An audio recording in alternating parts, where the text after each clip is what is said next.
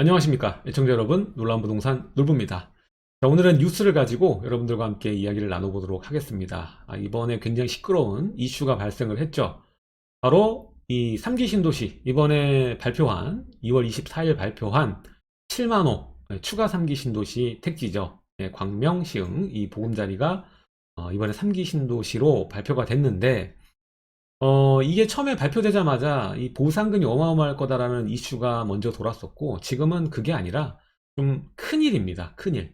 내부 정보를 활용해서 이 LH 임직원이 몇 명이 투자를 했다. 미리 투기를 했다. 이게 의혹이 제기되면서 좀 논란이 일어났는데, 여러 가지 정황들을 봤을 때, 의혹이 맞지 않나라는 생각이 좀 듭니다. 그래서 오늘 거기에 대한 내용을 한번 살펴보도록 하겠습니다. 시청하시기 전에 좋아요와 구독하기, 그리고 하단에 멤버십 가입해 주시면 놀라운 부동산 강의까지 시청이 가능하십니다. 지금 시작하겠습니다.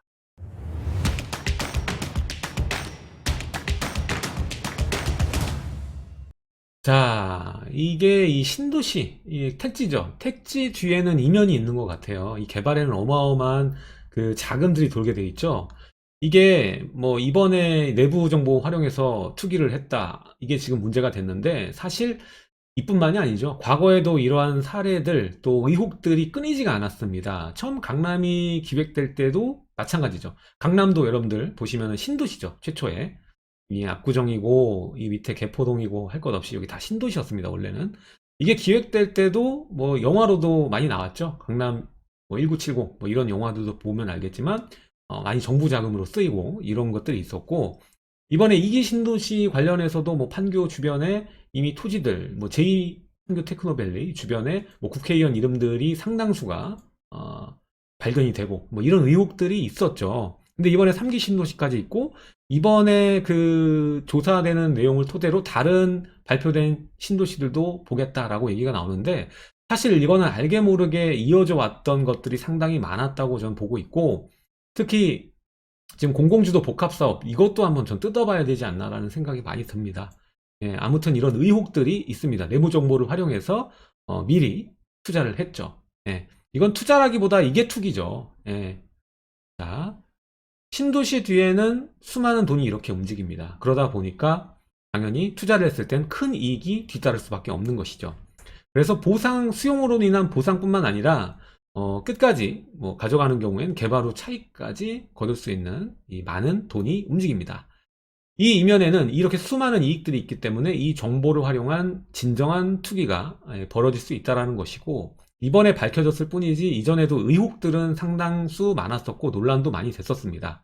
자, 이번 3기 신도시의 경우에는 LH 직원들 몇 분이서 내부 정보를 이용해서 광명시흥 신도시 사전 투자를 작업했다는 의혹이 이번에 발표가 된 거고, 철저히 분석하겠다라는 내용은 나오죠. 자, 자세한 내용을 살펴보면요, 100억어치의 토지를 매입한 겁니다. 그래서 이걸 2018년부터 3년 동안 LH 수도권 지역 본부 소속 직원, 정보를 너무나도 잘할 수 있는 그 위치에 있는 거죠.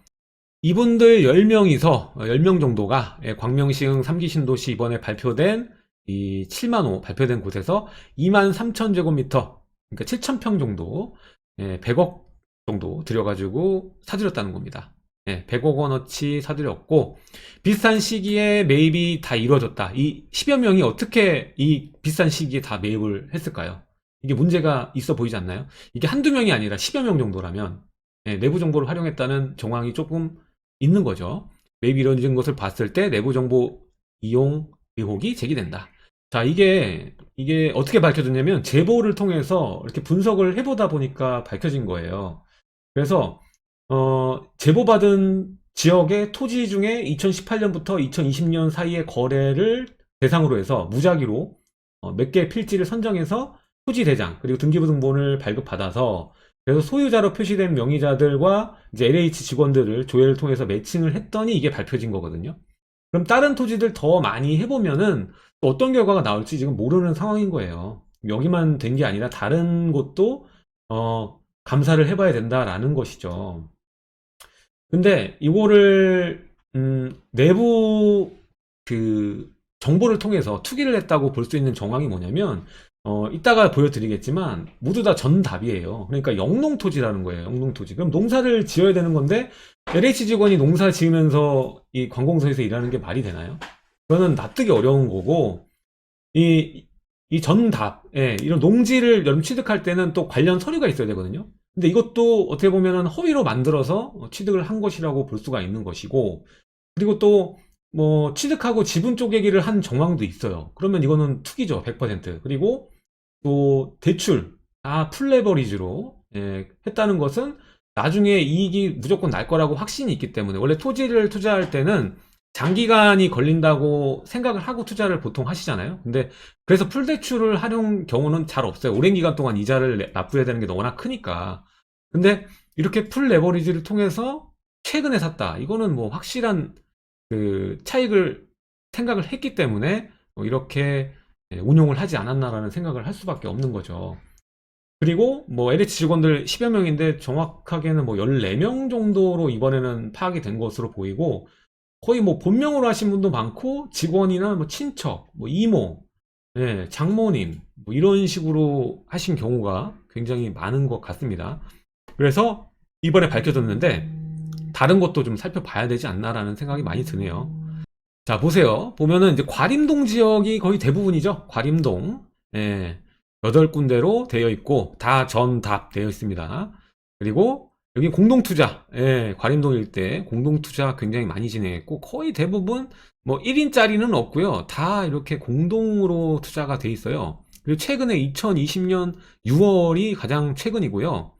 그리고 그 전에 보면은 이제 시기가 상당수가 겹쳐요. 2019년 6월 달 겹치고, 그리고 9월 달 한번, 2018년 4월 이게 최초네요. 예, 무진해동. 근데 최근에도 또 들어갔죠. 예. 가장 면적이 크게 이루어진 곳은 이곳 무진해동, 그리고 과림동이다, 이렇게 볼 수가 있겠습니다. 자, 그래서 이번에는 지금 공공주도 사업이 큰 인기를 끌어야 되는데, 아, 이제 공공으로 공급이 많이 되겠구나라는 확신이 들어야 되는데, 오히려 이러한 그 공공주도로 공급을 해야 된다라는 시그널을 주면서 뒤로는 이렇게 공공주도 투자를 하고 있다니, 공공주도 투기를 하고 있다니, 이게 밝혀지는 아주 큰 이슈거든요. 이게 큰 이슈다 보니까 바로 또 발표가 나옵니다. 그래서 이 산하 공공기관 강도 높은 청년 대책을 시행하겠다. 지금 이거 말고도 이전에 이제 공공기관 비즈니스계 오스카상인 스티비상을 수상을 위해서 거액의 세금을 쓴 것이 알려진다. 상 타려고 세금 쓰는 게 어디 있습니까? 이게 또 문제가 됐었고, 이제 최근에 이건 정말 큰 것 같아요. 광명시흥, 이거는 지금 여러분들과 저랑 같이 얘기 나눈 것만 해도 정황이 너무 뚜렷하잖아요. 예.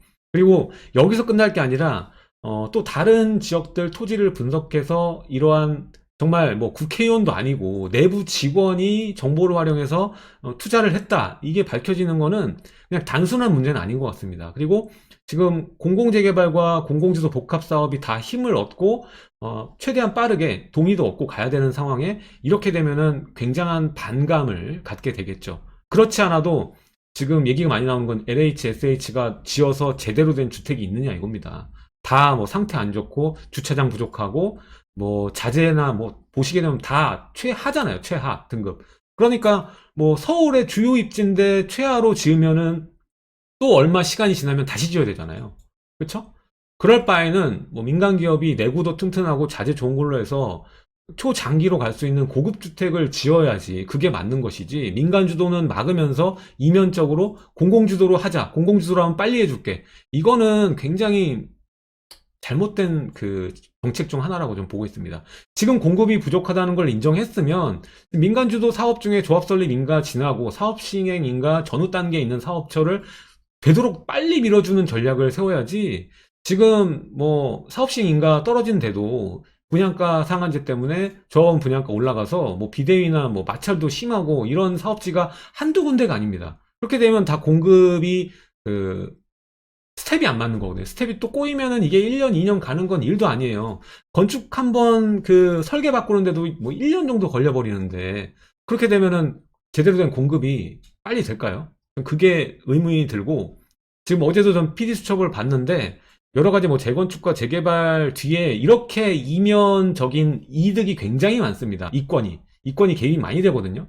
근데 이 이권을 지금 공공주도 사업으로 미명 아래 이 공공이 다 이거 가지고 좌우로 흔들겠다는 소리밖에 안 됩니다. 그러니까 민간 안 돼. 너네 안 되고 이 공공으로 해서 빨리 해줄게 대신에.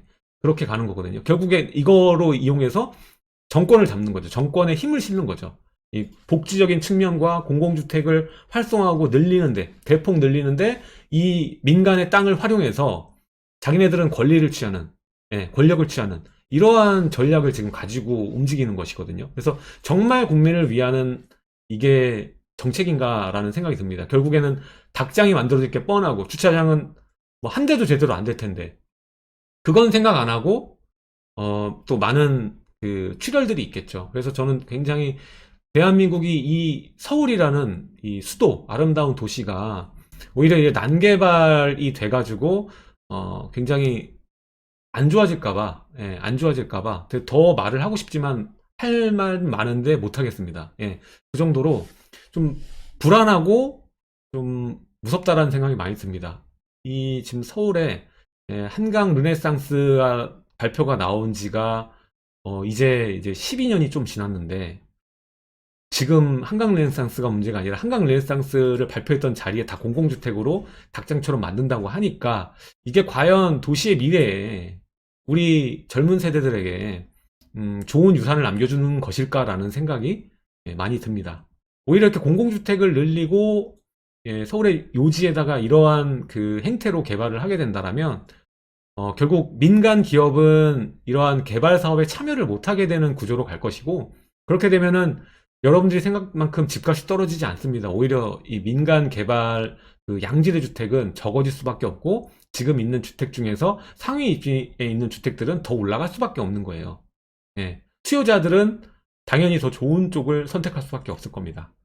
돈도 당연히 그쪽으로 흐를 수밖에 없는 것이고요. 그래서 지금 당장 또 수량론으로 봤을 때 공급이 늘어나는 걸 좋다고 보실 게 아니라 정말 양질의 주택이 늘어날 것인가 그게 중요한 포커스거든요. 근데 공공주도로 갔을 때는 과연 그게 제대로 이루어질까라는 데는 미지수입니다. 예, 알 수가 없는 것이고 솔직히 큰 이 수익이 나지 않는다면 민간 기업이 참여할 이유조차 없는 것이고요. 오늘은 여러분들과 함께 이 기사, 예, 이번에 3기 신도시 광명 시흥 관련해서 LH 내부 예, 직원들이 내부 정보를 활용해서 투기를 했다는 의혹이 있다라는 내용을 중심으로 여러분들과 함께 이 공공주도 사업이 과연 옳은지 함께 이야기를 해봤습니다.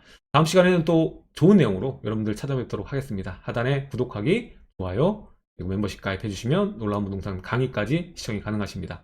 그럼 다음 시간에 뵙도록 하겠습니다. 감사합니다.